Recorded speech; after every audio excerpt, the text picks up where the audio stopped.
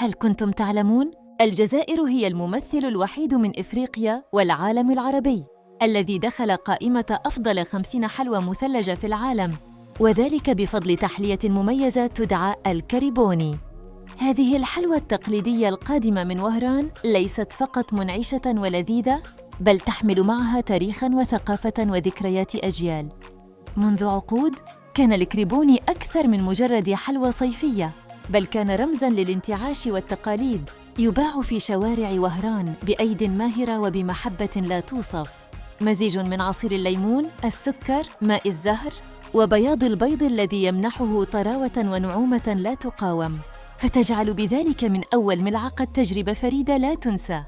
لكن جمال الكريبوني لا يكمن فقط في مذاقه، بل في قصته التي تختصر دفء العائلة وعبق الماضي ونكهة الوطن. ففي كل حي جزائري هناك ذكريات مرتبطة بهذه التحلية المثلجة، سواء في أيام الصيف الحارة أو في سهرات رمضان.